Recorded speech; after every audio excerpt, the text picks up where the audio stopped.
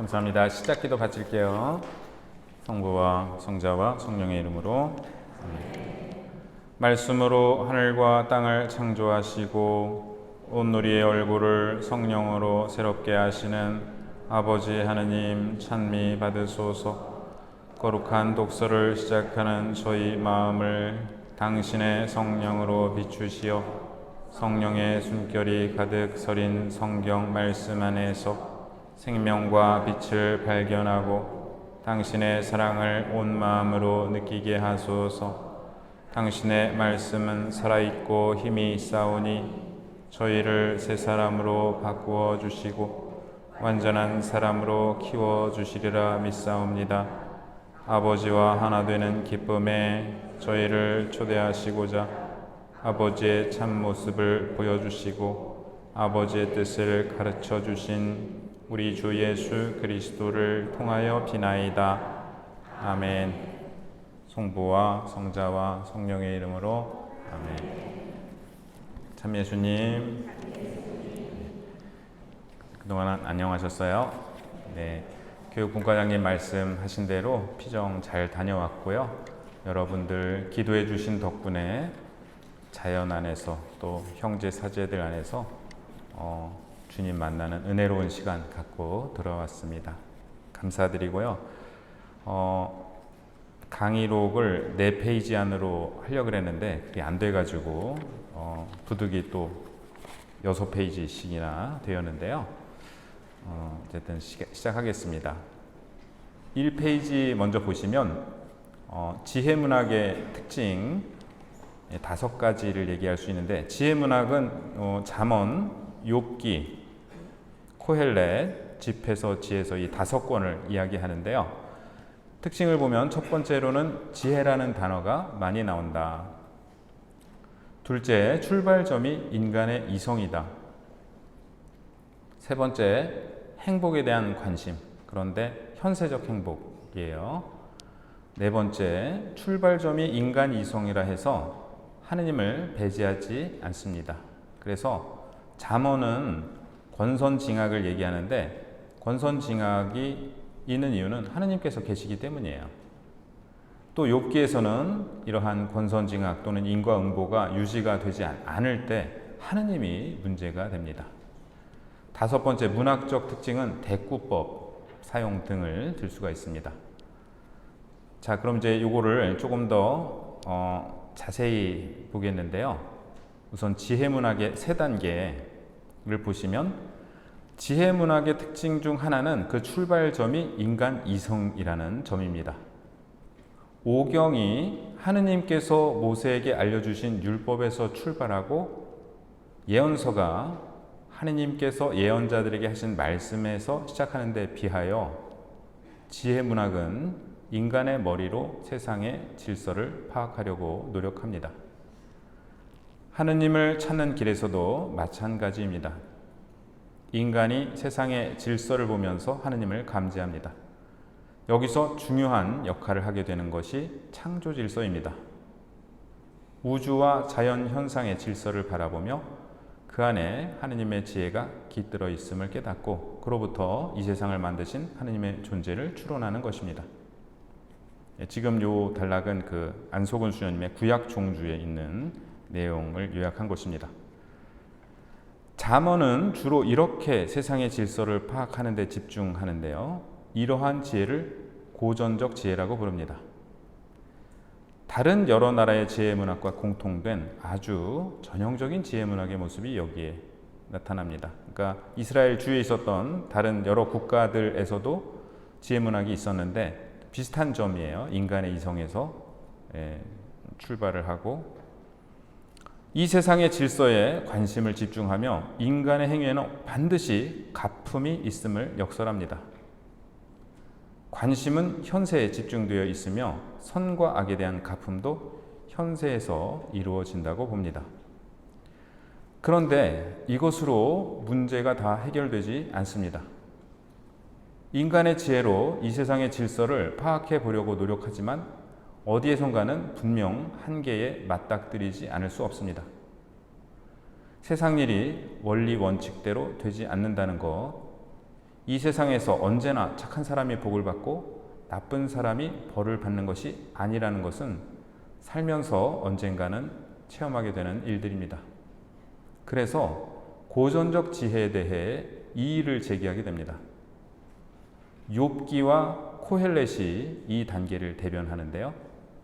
잠언이 이 세상에 정돈되고 질서 있는 영역에 머물렀다면 욥기와 코헬렛은 세상의 끝까지 가서 그 한계선을 붙잡고 몸부림칩니다. 인간의 지혜에 한계가 있음을 확인하고 그 앞에서 무릎을 꿇는 것이 욥기와 코헬렛입니다.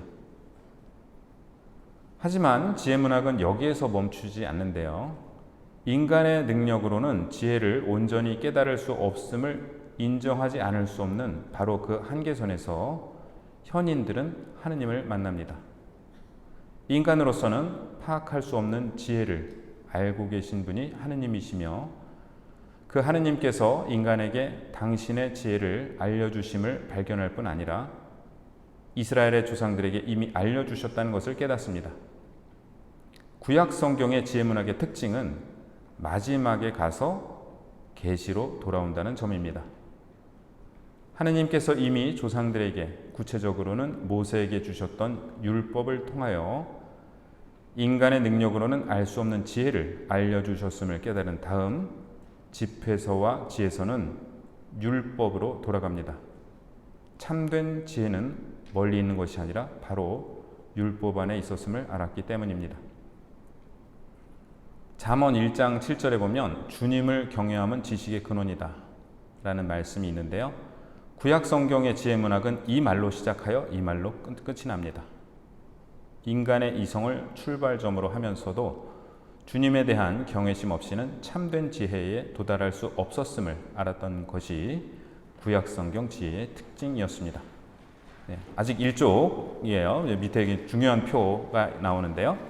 네. 그래서 우선 잠언은 보면은 고전적 지혜다. 그래서 현세 인과응보 그리고 인간의 지혜로 세상의 질서를 파악하려고 합니다. 자, 이 잠언이 쓰여진 거는 유배 전부터 쓰여졌는데 이게 수집되고 완성된 거는 유배 이후라고 보고 있는데요. 정확한 시점은 모르지만 어쨌든 기원전 6세기 정도로 이렇게 보고 있습니다. 근데 여기에 대해서 이의 제기를 하는 게 욥기와 코헬렛인데요. 욥기는 기원전 5세기경, 또 코헬렛은 기원전 3세기경 쓰여진 걸로 보는데 인과응보가 이루어지지 않는다고 이 책들이 항의를 하고 있어요. 그래서 질서를 파악할 수 없는 인간 지혜의 한계에 대한 성경이라고 볼 수 있고 그 다음에 등장하는 것이 집회서. 집회서는 기원전 2세기경 그리고 지혜서는 기원전 1세기 거의 예수님 오시기 직전에 쓰여진 책들이라고 보겠는데 새로운 해답을 제시합니다. 이것은 내세의 인과응보인데요. 그래서 인과응보를 처음에 잠언은 얘기했는데 욥기랑 코헬렛은 그게 안 이루어진다 하고 도전을 하는데 다시 지혜서와 집회서는 인과응보가 이루어진다. 그런데 현세에서 끝나는 게 아니라 내세로 이어진다라는 말을 하고 있고 지혜의 차원에서는 하느님의 계시를 통하여 지혜에 도달합니다. 그래서 이 표를 이렇게 보시면 이 5개의 지혜 문학이 어떤 조화를 이루고 있어요. 제가 모차르트를 굉장히 좋아하는데 모차르트 교향곡이 마지막 교향곡이 세곡 39, 40, 41번인데 39번을 작곡하고 6주 뒤에 41번이 작곡이 끝났어요. 그래서 6주 내지 8주 만에 이 세 곡을 작곡했다고. 그러니까 저 같은 사람은 악보를 그려도 그거보다 더 오래 걸릴 것 같은데 그 시간에 작곡을 했는데 제가 한번 그 음악회에 가서 이걸 들었는데 39번은 굉장히 환희에 찬 이렇게 교향곡입니다. 40번은 굉장히 슬퍼요. 지단조로 되어 있는 게 딱 2곡인데 25번하고 40번. 근데 40번은 한 3악장쯤 들으면 이 슬픔을 극복해 보려고 그러는데 극복이 안 돼요. 더 슬퍼요, 그게. 그래서 그렇게 그냥 슬프게 끝납니다. 40번은. 그런데 이게 이렇게 해결이 되는 건 41번이에요. 그래서 주피터 교향곡이라고 부르는데 이 슬픔을 극복한 아주 환희에 찬 그런 교향곡입니다. 그래서 이 세 가지가 좀 세트를 이루고 있는 것 같아요. 근데 베토벤은 이거를 교향곡 하나에 이렇게 모아서, 그래서 예를 들면은 좀 이렇게 씩씩하게 시작했다가 중간에 슬픔이 나오고 마지막에 이제 사학장가속이 해결이 되고 이런 식으로 조금 된다고 보면은, 모차르트는 그거를 주제를 하나씩 이렇게 놓은 것 같은데, 저는 이제 예를 들면은 그 잠언이 39번처럼 그렇게 막 씩씩하게 이렇게 얘기를 한다 그러면 이제 욥기랑 코엘렛이 약간 40번 같은 느낌이, 그래서 이 인간의 지혜로 해결이 안 되는 슬픔 한계에 부딪힌, 근데 이거를 극복하는 게 이제 집회서랑 지혜서다. 근데 개신교에서는 집회서 지혜서를 제2경전으로 이렇게 외경이라고, 우리 가톨릭이 제2경전이라고 부르고 외경이라고 정경으로 인정을 하지 않고 있습니다. 그래서 개신교의 지혜 문학은 개신교에서 지혜서라고 부르는데, 그게 우리가 말하는 지혜서가 아니라 이 세 권을 잠언, 코헬렛, 전도서라고 부르죠. 욥기를 지혜서라고 부르는데, 그러니까 우리랑 그 구조가 달라서 이런 지금 얘기는 우리 가톨릭 그 성경학자들이 하는 얘기지, 개신교에서는 이렇게 좀 보기가 어렵고, 그래서 개신교 신학자들은 좀 잠언 자체 내에서 좀 해결을 하고 안 되는 거에 대한 욥기와 코헬렛이 그것을 보완하고 있다, 이 설명에서 끝이 나서 그게 좀 큰 차이인 것 같아요. 이제 이쪽으로 넘어가겠습니다. 이제 잠언을 보시면 이게 글자는 많은데 굉장히 재밌어요. 네. 우선 요 얘기는 질베르트라는 분이 쓰신 하늘의 지혜라는 책인데, 이분을 질베르트로 발음하는 게 맞을지 모르겠는데, 서봉세 신부님, 제가 가끔 강론 때 말씀드린 서봉세 신부님 성함이 질베르트인데, 그분이 한국 이름으로 길벗이라고 불렀어요. 당신 이름을 길벗. 네. 영어 철자대로 그냥 읽으면 길에서 동행해주는 벗이다. 네. 우선 이 질베르트라는 분의 말씀을 이제 보면 배경을 보게요. 잠언의 배경.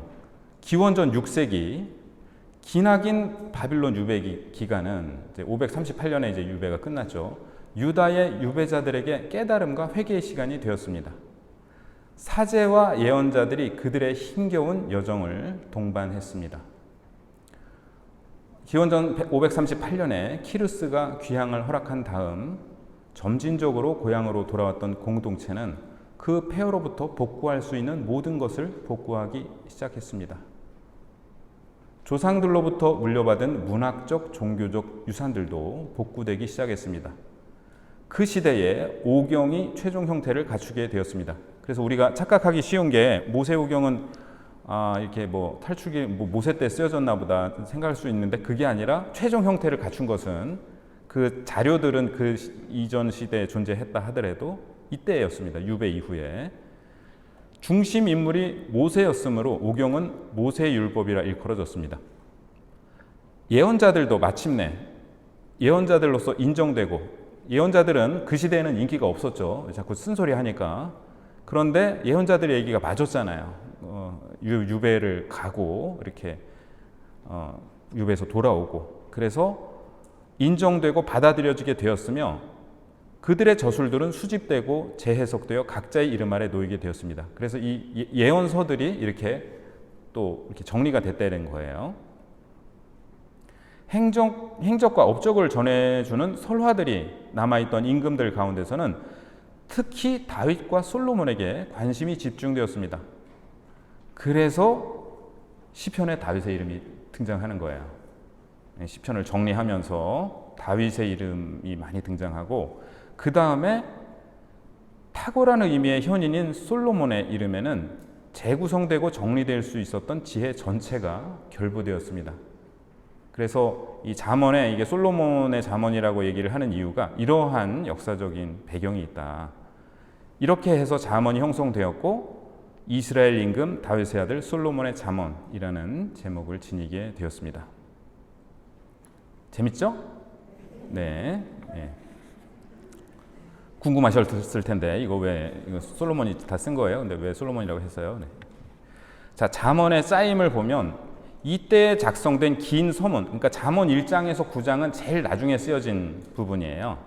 그래서 나중에 쓰여진 거고, 그 다음에 이제 배열을 7개의 잠언 모음집이 배열되었는데 마지막에 훌륭한 여인에 대한 묘사가 결론격으로 자리하게 되었습니다. 이것 역시 그러니까 긴 서문과 훌륭한 여인 마지막 부분은 유배 이후에 편집자들에 의해서 작성된 것이고, 그 구조를 보시면 그래서 서문이 1장에서 9장이고요. 그 다음에 7개의 모음집이 있는데 솔로몬의 잠언, 현인들의 말씀, 이 또한 현인들의 말씀이다. 이것도 솔로몬의 잠언으로서 유다 임금 히즈키야의 신하들이 수집한 것이다. 이걸 써놓은 거는 이제 첫 구절이 이렇다라는 얘기고, 우리 성경에 보면 제목이 있는데 원래 성경에 들어있는 제목은 아니고요. 그거는 마사 사람 야케의 아들 아구르의 말, 제목이 없는 수 잠언 모음, 마사 임금 르무엘의 말로써 그의 어머니가 가르친 것.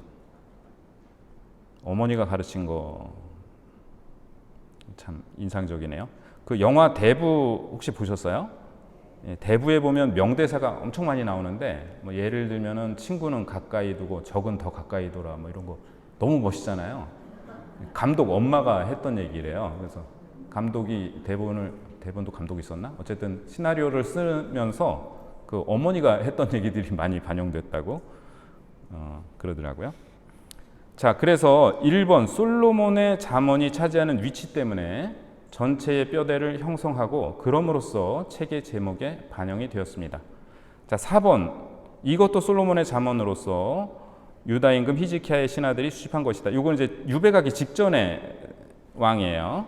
그래서 유배 이전인 히즈키야 임금 시대에 체계를 갖추었다고 밝힙니다. 그 다음 5번이랑 7번은 보면 아라비아 북부의 부족 출신이었는데요. 이 외국의 지혜를 이렇게 받아들였습니다. 그래서 좀 놀라운 게 이때 막 보면은 뭐 이방 여인들 다 내보내라 그러고 막 신명기 막 이렇게 외국이랑 이렇게 굉장히 배타적으로 이렇게 했던 시대인 것 같은데 이때 편집을 하면서 외국의 지혜를 이렇게 받아들였다는 거죠. 그다음에 이제 솔로몬의 역할을 보시면 이스라엘의 12지파가 하나의 국가를 형성하게 된 것은 다윗에 의해서였습니다. 다윗은 행정관이라기보다는 정복자였고요. 그 국가를 정비하고 행정 조직을 갖추며 국제관계를 체결하고 성전을 건설하는 것은 그의 아들 솔로몬의 과업이었습니다. 다윗이 처음 만들고 시작한 것을 솔로몬이 확립했고 평화가 뒤따랐습니다. 또한 이제 확립된 새로운 국가가 소유하고 있던 것에 대하여 처음으로 목록을 작성한 것도 솔로몬이었다고 말할 수 있습니다. 나라의 모든 식물과 동물을 조사하게 했던 것입니다. 또한 스바 여왕이 예루살렘으로 찾아왔다는 이야기는 이거는 가만 생각해 보면 그 외교 관계가 성립됐다라는 거죠. 예. 지금 대통령이 이제 유럽 순방 중인데 지금 벨기에 EU 본부에 갔다가 또 이탈리아 또 갔다가 또 교황님도 뵙고 그랬는데 이 모든 게 우리나라가 외교 관계가 수립되어 있으니까 그렇게 갈 수 있는 거잖아요. 그래서 그 여왕과 솔로몬이 대상들의 왕래를 허락하는 협약을 체결했음을 말하는 것으로 보입니다. 아마 MOU를 체결했던 것 같아요. 이는 개방적인 문화가 있었음을 전제합니다. 예루살렘 궁정은 다른 민족들의 경우와 마찬가지로 그때까지 백성들 사이에서 구두로만 전해지던 지혜를 기록으로 남겨 보존하고자 했을 것입니다. 이것이 솔로몬의 발상이었던 것이, 그러니까 아마 이렇게 추측을 하는 거죠. 솔로몬이 이걸 수집을 해봐라. 그렇게 해서 성경이 2개의 잠언집을 그에게 귀속시키고 그가 3,000개의 잠언을 지었다고 말하는 이유일 것입니다. 다루는 주제들을 보면요. 첫 번째, 인간입니다. 그래서 우주와 동물도 나오는데 그것은 인간을 말하기 위해서입니다. 두 번째는 인간의 관계. 첫 시작은 권위, 특히 임금과의 관계이고요. 다음은 가족 내의 관계, 아내에 대한 관계와 자녀들의 엄격한 훈육을 이야기합니다. 가난한 이들 그리고 부유함과의 대조를 말하며 가난한 이들을 돕도록 권고하기도 합니다. 게으른 이들에 대해 부정적이고 어리석은 사람은 교육과 자제가 부족하여 신뢰하기 어려운 사람으로 그려집니다. 여기서 기준이 되는 것은 말인데요. 그의 말이 경솔한 말인가 아니면 숙고에서 나온 결실인가. 또 조롱하는 사람은 그보다도 못합니다. 한편 지혜로운 사람과 악인 사이의 대조는 도덕적인 처신이 현인들의 분석 대상임을 입증해 줍니다. 잠언 전체에서 의로움과 지혜는 서로 대체해서 사용할 수 있는 용어입니다. 우리는 의롭게 되지 않으면서 지혜롭게 될 수 없습니다. 마찬가지로 어리석음과 악함은 풀 수 없게 뒤엉켜 있습니다. 세 번째, 좋은 교육이나 덕과 성공한 삶 사이에 인과관계가 있다고 보는 경향이 있습니다. 네 번째, 하느님은 우주의 절대적 주인이시며 사람의 마음속에 있는 것은 아무것도 그분을 벗어나지 못합니다. 주님께서 혐오하시는 것은 교만, 속임수를 쓰는 계획과 음모, 거짓말, 거짓 저울, 악인들의 재물 등입니다. 도덕적 행위는 종교와 분리될 수 없는 근본적인 관계를 맺고 있는 것입니다. 또 오타가 나왔네요. 어떤 잠언들은 가난한 이들을 대하는 방식이 그의 창조주와도 연관된다고 말합니다. 같이 읽어보실까요? 약한 이를 억누름은 그를 지으신 분을 모욕하는 것이고 불쌍한 이를 동정함은 그분을 공경하는 것이다. 14장 31절의 말씀인데 17장 5절, 19장 17절에도 비슷한 말씀이 나오고 또 예수님도 굉장히 비슷한 말씀 하셨죠. 마태복음 25장에서 너희가 가장 보잘것없는 사람 하나에게 해준 것이 나에게 해준 것이고 해주지 않은 것이 나에게 해주지 않은 것이다. 네, 이고요. 자, 지혜를 가르치는 것을 보시면 이 부분은 트램퍼 롱맨 3세라는 학자인데요. 트럼프가 아니고 트램퍼예요. 네. 이 개신교 성경학자인데 저는 사실 굉장히 깜짝 놀란 게 이분이 그 성경 주석서가 여러 권이 있을 거 아니에요. 예를 들면 뭐 창세기다 그럼 뭐 엄청 많죠. 근데 중요한 주석서를 다 별점을 매겨놨어요, 이분이. 제가 그 책을 보고 깜짝 놀라서 이제 사왔는데요. 예를 들면은 잠언 그러면은 뭐 어떤 거 별 5개, 이거 장점이 뭐고, 어떤 건 별 3개, 어떤 건 별 2개, 자기가 다 읽어봤다는 거 아니에요. 그래서 그 책을 제가 사왔는데 요즘은 그 아마존 서평 읽어보면은 거기도 굉장히 평가를 잘 해놨고 또 bestcommentaries.com이라는 사이트를 제가 최근에 발견을 해서 그걸 또 참조해서 어떤 게 좋은 주석서인가를 보는데 놀랍게도 이분이 좋다고 얘기한 거랑 굉장히 일치합니다. 그래서 저는 이분의 그 독서량에 사실 굉장히 놀래고 있는데 잠언에 대해서도 이분이 책을 뭐 여러 권 쓰셨는데 그래서 어떻게 잠언을 읽을 것인가라는 책을 쓰셨는데 거기에서 제가 좀 참조를 했습니다. 잠언의 첫째 목적은 지혜를 가르치는 것입니다. 다니엘 골만이라는 사람은 지능 지수와 감성 지능을 비교했는데요. 요즘에도 EQ 얘기 많이 하잖아요. 그죠? EQ, 감성 지능. 이거는 그 잠언이 말하는 지혜가 바로 EQ 얘기하는 거야. 이렇게 받아들이면 안 된다는 거죠. 하지만 비슷한 점이 많다. 그래서 여기서 말하는 뭐 지혜는 머리 좋은 걸 얘기하는 게 아니에요. 지능 지수가 높은 사람은 많은 사실을 알고 있습니다.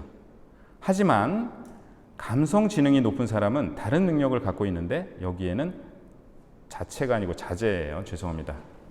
자제인가? 네, 눈이 자체로 잘못 썼네요. 자제, 열정, 끈기, 자기에게 동기를 부여하는 능력 등이 포함됩니다. 이들은 또한 좌절의 상황에서 인내하는 능력, 충동을 제어하고 만족을 뒤로 미루는 능력. 이 만족을 뒤로 미룬다는 거는 아직도 가야 할 길이라는 책이 있는데요. 누가 썼더라? 그렇죠, 예, 그분이 썼죠. 스캇 팩, 예, 굉장히 좋은 책인데요. 거기 보면은 만족을 뒤로 미루는 게 능력이라는 거를 좀 잘 설명을 해놨는데요. 자신의 기분을 조절하고 곤란한 일을 겪을 때에도 생각하는 능력을 잃지 않는 능력, 공감하며 희망하는 능력도 가지고 있습니다. 자, 지능 지수가 무엇을 아는 것이라면 감성 지수는 방법을 아는 것입니다. 네, 어떻게 해야 되는지 아는 게 감성 지수이고 그게 지혜와 비슷하다는 거죠. 자, 평행법 보실게요. 같이 읽어보실까요? 임금은 의로운 혀를 기뻐하고 바른 것을 말하는 이를 사랑한다. 자, 구약의 시는 대개 평행을 이루는 행으로 이루어지는데요. 평행법을 흔히 오해하는데 두 행은 동일한 것을 두 번 말하는 것이 아닙니다. 후반부는 전반부의 생각을 예리하고 강하게 만듭니다. 이렇게 더 날카롭게 만든다는 얘기예요. 그래서 평행법이 나왔으면 이 부분을 천천히 숙고하면서 읽어야 한다는 것을 의미합니다. 괜히 한 게 아니고 또 히브리어로는 이렇게 발음이 비슷한 것들이 이제 약간 그 언어 유희처럼 나올 때도 많이 있는데요. 어쨌든 그런 점을 이렇게 좀 숙고하며 천천히 읽으라는 뜻으로 받아들일 수 있고 반의적 평행법이 있습니다. 특히 10장에서 15장에 집중되어 있는데 같이 읽어보실까요? 지혜로운 여자는 집을 짓고 미련한 여자는 제 손으로 집을 허문다. 바른 길을 걷는 이는 주님을 경외하고 그릇된 길을 걷는 자는 주님을 업신여긴다. 미련한 자의 입에서는 교만이 싹트지만 지혜로운 이의 입술은 그를 지켜준다. 진실한 증인은 거짓을 말하지 않지만 거짓 증인은 거짓말만 내뱉는다. 요즘 마지막 단락은 요즘 뉴스에서 많이 들었던 얘기인 것 같은데 어쨌든 반의적 평행법입니다. 이렇게 대꾸를 이루는데 이제 반대되는 걸 얘기하고 있는데 왜 반의적 평행법이 많이 사용될까요? 잠언의 의도는 독자들에게 삶의 근본적 선택, 지혜와 우둔함 사이의 선택을 제시하는 것입니다. 이 반의적 잠언들은 지혜와 우둔함의 차이를 구체적으로 보여주고 있습니다. 지혜는 건설적이며 야훼를 경외하라고 요구하고 교만한 말을 피하며 거짓말을 하지 않습니다. 반대로 우둔함은 파괴적이고 야훼를 멸시하고 자랑하며 거짓을 말합니다.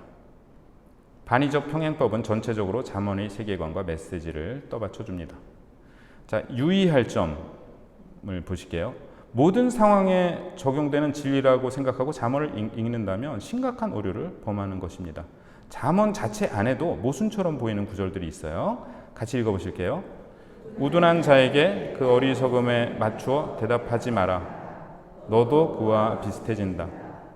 우둔한 자에게 그 어리석음에 맞추어 대답하여라. 그러지 않으면 자기가 지혜로운 줄 안다. 어쩌라는 얘기예요, 지금. 우둔한 자한테 대답을 하라는 거예요, 말라는 거예요? 할 수도 있고 안 할 수도 있고 그렇다라는 얘기예요. 우리 속담도 마찬가지인데요. 백지장도 맞들면 낫다라는 말이 있는가 하면 사공이 많으면 배가 산으로 간다. 백지장도 맞들면 난가요? 찢어진다 그러던데 맞들면. 그래서 사실은 완전히 모순은 아니에요. 이거는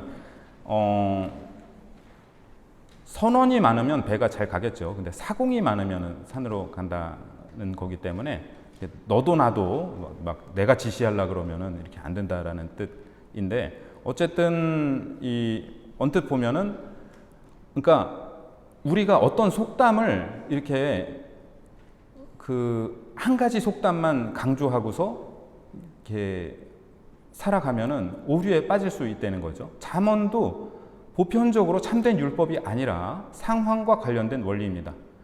대답은 이 대답에 연루된 미련한 자의 특성에 달려 있습니다. 지혜로운 사람은 이 자가 단순히 어떤 긍정적 결과를 내놓지 못하고 힘만 쓰는 자인지 아니면 대답이 미련한 자나 아마도 옆에서 듣는 자들에게 유익한 것으로 드러날 것인지 평가해야만 합니다. 그러니까 롱맨 3세의 얘기고요. 그 다음에 이제 롤랜드 머피 신부님의 설명을 보시면 그 어떤 잠언도 절대화될 수 없습니다. 그렇기에 잠언에는 현실에 대한 부분적인 견해가 함축되어 있습니다. 이 두 개의 격언은 원래 서로 분리되어 있었고 나름 독자적 의미를 가지고 있었을 것입니다. 그래서 그 앞부분과 연관된 격언은 많은데요. 예를 들면 새끼 잃은 암곰과 마주칠지언정 미련함을 고집하는 바보는 만나지 마라. 새끼 잃은 암곰을 마주쳤다는 건 이거 얼마나 절박한 상황이에요. 이제 호랑이 우리나라한테 이제 새끼 잃은 암 호랑이랑 마주쳤다는 무섭잖아요. 차라리 그게 낫다. 미련함을 고집하는 바보는 만나지 마라. 그래서 위험하고 해로운 영향력을 지닌 미련한 자들과는 말을 섞지 말라. 예, 아예 말을 섞지 말라라는 얘기인데 5절은 그런데 아무 대답도 안 하고 있으면 어리석음이 지혜를 누르고 기승을 부리지 않도록 하기 위해서는 미련한 자로 하여금 자신의 본분을 지키도록 해야 한다는 의미일 수 있습니다. 그러니까 이거 요즘에 케바케라 그러잖아요. 케바케, 케이스 바이 케이스. 상황에 따라서 이게 적용될 수도 있고 저게 적용될 수도 있고. 근데 어떤 한 가지를 이렇게 절대적인 진리로 이렇게 융통성 없이 고집하다가는 오류에 빠질 수 있다. 적절한 시간과 적절한 상황. 미련한 자가 잠언을 잘못 사용하면 효과가 없을 뿐 아니라 그보다 더 못할 수도 위험할 수도 있습니다. 같이 읽어보실까요? 우둔한 자의 입에 담긴 잠언은 술 취한 자의 손에 놓인 엉겅퀴와 같다. 예, 지혜로운 사람은 적절한 시간과 적절한 상황에 적절한 잠언을 적용할 줄 압니다. 그게 지혜로운 거죠. 그러면 어떻게 해야 지혜로워질 수 있을까요? 여기에서는 4가지 얘기를 하는데요. 첫 번째로는 관찰과 경험. 지혜로운 사람은 관찰하며 살아온 사람입니다. 그는 다양한 환경과 사람들을 경험했고 관찰을 통해 배웠습니다. 두 번째로는 전통에 근거한 교훈인데요. 관찰과 경험은 꼭 개인적일 필요는 없습니다. 우리는 다른 사람들의 식견 있는 분석에 의존하기도 합니다. 세 번째, 실수에서 배우기. 지혜로운 사람은 실수에서 배우지만 어리석은 사람은 행동을 바꾸기를 거부합니다. 제가 예전에 그런 말을 한 적이 있었는데 제가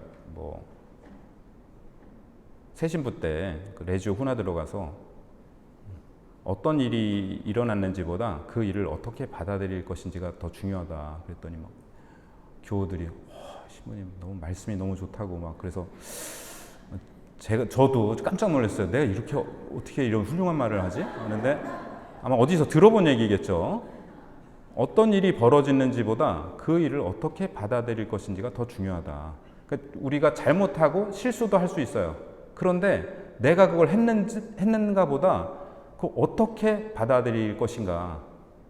그리고 다른 사람이 나한테 잘못할 수도 있어요. 근데 그것도 그 일이 일어난 것보다 더 중요한 건 그걸 어떻게 받아들일 것인가. 근데 지혜로운 사람은 자기가 한 잘못에서도 배운다는 거죠. 같이 읽어보실까요? 교훈을 지키는 이는 생명에 이르는 길을 가지만 훈계를 저버리는 자는 남을 방황하게 한다. 그래서 교훈이랑 훈계라 그래서 약간 헷갈릴 수 있는데 이 단어는 앞에 거를 훈계로 번역할 수도 있고 뒤에 거 징계로도 번역할 수 있는데요. 어쨌든 내가 혼나는 거예요. 혼나는 내가 혼을 나고 혼나고 나서 그거를 잘 지키는 이는 생명의 길을 가지만 혼나는 거를 저버리는 사람은 남을 방황하게 만든다. 그래서 제가 전에도 한번 말씀드렸는데 잘 혼나는 것도 능력이다. 요즘에 이게 굉장히 중요한 것 같아요. 요즘에 보면은 막 참교육인가 무슨 드라마 제가 보지는 않고 얘기만 들었는데 요즘에 너무 애들 안 혼내니까 애들이 혼나는 법을 몰라요. 근데 발전이 없어요. 죄송한데 잘 혼나야 되는데 그리고 교권이 무너진다는 건 사실 말도 안 되는 얘기고 어려서부터 혼날 거는 혼을 나고 자기의 잘못을 직면하고 그래서 잘 혼나는 건 뭐예요? 자기 잘못을 인정하고 억울하면 억울하다고 얘기를 항변을 하고 그 다음에 그거를 반복하지 않도록 성숙하면 잘 혼난 거예요. 잘못 혼난 건 뭐냐? 왜 나 혼내요? 하고 그냥 반항한다든가 아니면 모면하려고 알겠습니다. 말로만 하고서 하나도 안 변하는 거.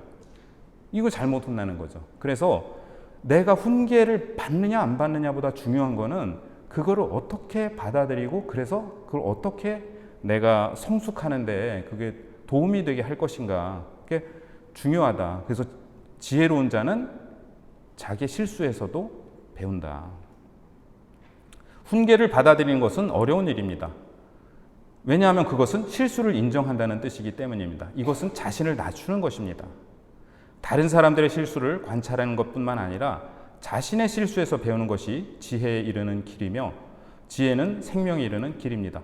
오직 겸손할 때, 즉 자신의 연약함과 실패를 인정할 때 이런 교훈이 삶에 유익을 끼칠 것입니다. 네 번째로 이제 지혜에 이르는 길 네 번째는 계시예요. 아까 이제 결국 이성에서 출발해서 계시로 끝난다라고 말씀을 드렸는데, 잠언 이것은 잠언에도 나온다는 거죠. 이제 지혜서 집회서에만 나오는 게 아니라 모든 것의 근본과 기초는 결국 지혜가 세상을 정확히 이해하는 것에 달려 있다면 하느님께서 우주의 근본이라는 것을 인정하지 않고 어떻게 지혜를 얻을 수 있겠습니까? 자, 잠언을 읽으며 주의할 점.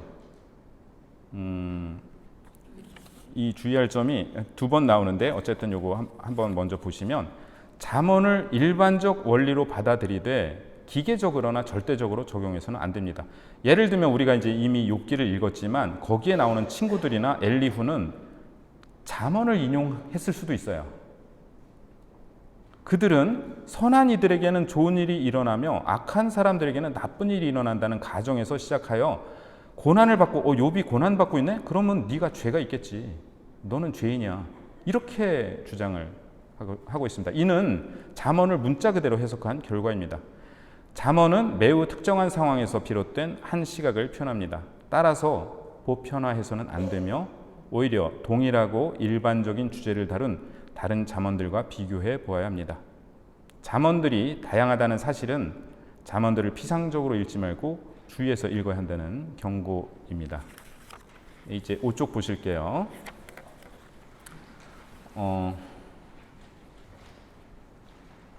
자, 서문과 지혜. 서문은 잠언에서 마지막에 형성된 부분이라고 말씀드렸는데요. 그 다른 어떤 부분에서보다 더 강하게 예언자들과 신명기의 영향이 나타납니다. 자, 잠언을 읽다 보면 지혜가 여성 의인화돼서 나와요. 근데 왜 여성이라고 표현했을까? 왜냐하면 그 명사를 남성이나 여성으로 구분하는 언어. 그러니까 영어는 안 그런데 뭐 히브리어, 히라버, 라틴어, 이태리어 또 이런 유럽 언어들, 많은 유럽 언어들이 명사에 성이 있어요. 예, 어떤 명사는 남성이고 어떤 명사는 여성, 어떤 명사는 중성이기도 하고. 근데 히브리어에서 여성은 호크마, 지혜는 여성입니다. 그래서 여성으로 의인화가 된 거고요. 마찬가지로 우둔함, 캐실루트라는 단어도 여성형 명사이기 때문에 여성으로 의인화됩니다. 8장 22절에서 31절 같이 읽어보실까요? 주님께서는 그 옛날 모든 일을 하시기 전에 당신의 첫 작품으로 나를 지으셨다. 나는 한처음 세상이 시작되기 전에 영원에서부터 모습이 갖추어졌다. 시면이 생기기 전에 물 많은 샘들이 생기기 전에 나는 태어났다. 산들이 자리 잡기 전에 언덕들이 생기기 전에 나는 태어났다. 그분께서 땅과 들을 누리의 첫 흙을 만드시기 전이다. 그분께서 하늘을 세우실 때 시면 위에 테두리를 정하실 때 나 거기 있었다. 그분께서 위에 구름을 붙이시고 시면의 샘들을 솟구치게 하실 때 물이 그분의 명령을 어기지 않도록 바다에 경계를 두실 때 그분께서 땅에 기초를 놓으실 때 나는 그분 곁에서 사랑받는 아이였다. 나는 날마다 그분께 즐거움이었고 언제나 그분 앞에서 뛰놀았다. 나는 그분께서 지으신 땅 위에서 뛰놀며 사람들을 내 기쁨으로 삼았다. 네, 이거는 이렇게 읽어보시면 요한복음 1장하고 비슷해요. 예, 한 처음에 말씀이 계셨다. 그 부분이요.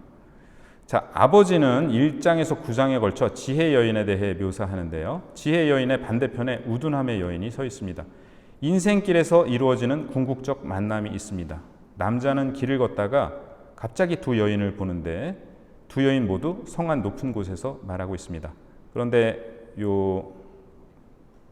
아까 말씀드린 그 롱맨 이분의 해석은 당시 성의 높은 곳에는 신전이 있었기 때문에 이 지혜 여인은 하느님을 상징하고 우둔함의 여인은 우상을 상징한다고 이렇게 해석을 하고 있습니다.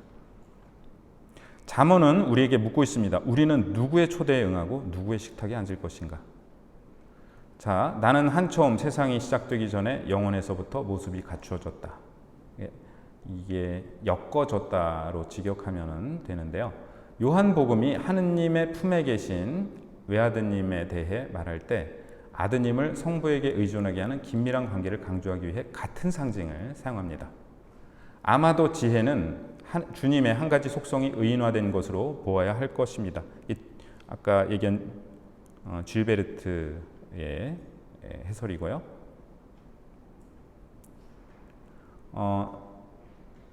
지혜는 주님의 생각, 시간이 있기 전에 영원으로부터 세워진 주님의 계획일 것입니다.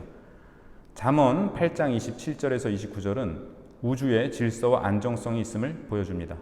우주는 주님의 작품이지만 지혜가 그분 곁에 있습니다. 지혜는 주님과 구별되고 세상과 구별되며 동시에 주님과 결합되어 있고 세상과 결합되어 있습니다. 자, 신약 성경은 예수님의 지혜가 하느님의 지혜를 가장 심오하게 표현한 것이라고 말합니다. 같이 읽어보실까요? 사실 요한이 와서 먹지도 않고 마시지도 않자 저자는 마귀가 들렸다 하고 말한다. 그런데 사람의 아들이 와서 먹고 마시자 보라 저자는 먹보요 술꾼이며 세리와 죄인들의 친구다 하고 말한다. 그러나 지혜가 옳다는 것은 그 지혜가 이룬 일로 드러났다. 그 다음 구절이요. 그분은 보이지 않는 하느님의 모상이시며 모든 피조물의 맞이이십니다. 만물은 그분 안에서 창조되었기 때문입니다. 하늘에 있는 것이든 땅에 있는 것이든 보이는 것이든 보이지 않는 것이든 왕권이든 주권이든 권세든 권력이든 만물이 그분을 통하여 또 그분을 향하여 창조되었습니다. 그분께서는 만물에 앞서 계시고 만물은 그분 안에서 존속합니다. 요 두 말씀은 이 잠언 8장의 말씀과 좀 연관성이 있다고 이렇게 볼 수 있겠죠. 교부들은 잠언 8장의 지혜를 말씀이신 성자에 대한 예표로 자주 읽었습니다. 자, 여기서 그럼 잠언 8장에 나오는 이게 바로 예수님이구나 이렇게 받아들이면 안 된다는 거예요. 잠언을 쓴 사람들은 그런 생각이 없었어요. 하지만 이제 아우스팅 성인의 유명한 말씀 구약은 신약에 감춰져 구약은 신약에 의해 드러나고 어쨌든 유명한 말씀이 있어요. 왜 그거를 제가 기억을 못하지? 그러니까 구약은 신약에 어쨌든 그래서 이 구약의 말씀이 신약에 의해서 그 원래의 그 숨어있던 의미를 드러낸다 그런 말씀이죠. 그래서 예수님으로 인해서 이 말씀이 드러났다 이렇게 하느님의 지혜가 궁극적으로 그리스도 안에서 완전히 드러난다 이렇게 본 거고요. 자, 브루스 월키라는 또 주석학자는 사실은 이제 아까 말씀드린 그 사이트에서 이분의 주석서가 제일 랭킹 1위더라고요. 개신교 주석서인데요. 잠언이 약속이 아니라는 것을 우리에게 상기시킵니다. 잠언은 일반적인 원리이지만 모든 상황에서 진리인 것은 아닙니다. 잠언에는 통례에는 예외가 있다는 것을 말하고 있습니다. 자, 같이 읽어보실게요. 저는 당신께 두 가지를 간청합니다. 제가 죽기 전에 그것을 이루어 주십시오. 허위와 거짓말을 제게서 멀리하여 주십시오. 저를 가난하게도 부유하게도 하지 마시고 저에게 정해진 양식만 허락해 주십시오. 그러지 않으시면 제가 배부른 뒤에 불신자가 되어 주님이 누구냐 하고 말하게 될 것입니다. 아니면 가난하게 되어 도둑질하고 저의 하나님 이름을 더럽히게 될 것입니다. 많은 분들이 우리 복음 읽어보면은 예수님께서 뭐 전대도 지팡이도 지니지 말고 막 자꾸 가난을 얘기하시는 거니까 부담스러워서 이렇게 하다가 이 구절을 발견하면 굉장히 반가워하세요. 저를 가난하게도 부유하게도 하지 마시고. 근데 정말 정직하게 이렇게 바칠 수 있으면 좋죠. 저에게 정해진 양식만 허락해 주십시오. 근데 여기에서는 자, 핵심이 부자냐 가난한 거냐 그게 아니에요. 사실은 거기에 내재된 위험성을 말하고 있지만 중요한 것은 내가 하느님께 충성하기 위해서 부유함도 걸림돌이 될 수 있고 가난도 걸림돌이 될 수 있고 더 중요한 거는 하느님에 대한 충성, 내가 하느님께 충성하게 해달라는 이게 제일 중요한 청원인 거죠. 그래서 배부르면 하느님을 부인할 수 있고 가난하면 도둑질하는 유혹이 생길 수 있으니까 도둑질은 결국 하느님의 이름을 욕되게 할 위험성을 갖고 있으니까요. 그래서 보면은 이게 주님의 기도랑 이렇게 연결이 된다. 이거 제 얘기인데요. 아버지 이름이 거룩히 빛나시며 또 그래서 오늘 저희에게 쌓아둘 양식을 주시고가 아니잖아요. 오늘 저에게 일용할 양식을 주시고 이게 가난하게도 부유하게도 하지 마십시오라는 것과 연관이 되는 것 같고요. 제가 아까 어떤 일이 일어났는지보다 그 일을 어떻게 받아내는 게 더 중요하다. 그거를 제가 어떻게 이렇게 생각했지 했는데 제가 어디에선가 읽었을 것이다. 그 얘기 하려고 그랬는데 그 얘기를 빼먹었네요. 그래서 재수없다 그러실까봐. 그래서 제가 저의 지혜가 아니고 어디서 읽은 얘기일 텐데 그런데 제가 여기까지 오고 굉장히 지금 당혹스러운데 이게 제가 빠졌네요. 뭐냐면은 잠언 아까 1장 7절에 주님을 두려워하는 게 지혜의 근본이다, 지식의 근본이다. 그거를 제가 분명히 설명을 써놨는데 없네. 그게 뭐냐면은 왜 하느님을 사랑하는 게 지식의 근본이 아니고 하느님을 두려워하는 게 지식의 근본인가? 이게 좀 의아할 수 있는데 아까 얘기한 그 롱맨 3세라는 분의 그 해설을 제가 되게 이렇게 공감이 됐는데 지혜라는 것은 결국은 하느님께서 계시고 하느님이 우리와 다른 분이시라는 걸 인정하는 거, 우리가 똑같은 분이 아니라는 거, 그리고 그 하느님께서 우주를 다스리고 계신다, 그걸 인정하는 거예요. 그러면 그 하느님께 드리는 자연스러운 경외심의 마음, 그것이 지식의 근본이 된다라는 얘기예요. 조금 더 잘 설명했는데 제가 어쨌든 다음번에 제가 그 단락을 써갖고 다시 말씀드리겠습니다. 자, 잠언을 읽는 원리. 이거는 아까 그 롱맨 3세 이분이 열 몇 가지로 한 거를 제가 이제 줄여봤는데요. 이분의 권고예요. 첫 번째, 어느 부분을 읽든지 잠언 전체의 구조를 염두에 두랍니다. 그래서 1장부터 9장에서 전개되어 8장 9장에서 절정에 이르는 길과 두 여인에 관한 이미지에 비추어서 읽어야 한다. 지혜와 우둔함. 둘째 행이 첫째 행의 사상을 어떻게 예리하게 하는지 그거를 유심히 한번 그 병행구를 유심히 보시라는 거예요. 그래도 어떻게 예리하게 하는지, 어떻게 더 날카롭게 하는지, 또 어떻게 강화하는지 물음으로써 평행을 이루고 있는 잠언을 깊이 생각해 보라. 세 번째, 한 구절의 이미지를 규명한 다음 비교되는 두 가지가 어떻게 비슷하며 어떻게 다른지 물음으로써 그 이미지를 해석하라. 네 번째, 한 구절이 표현하는 지혜의 근원을 생각하라. 아까 지혜 어떻게 해야 지혜로워지는가 네 가지 얘기를 했었잖아요. 그래서 첫 번째 관찰, 두 번째 경험, 세 번째 전통, 네 번째 계시 또는 이러한 것들 사이에 결합해서 오는 것인가. 다섯 번째, 잠언은 모든 상황에서 참인 것이 아닙니다.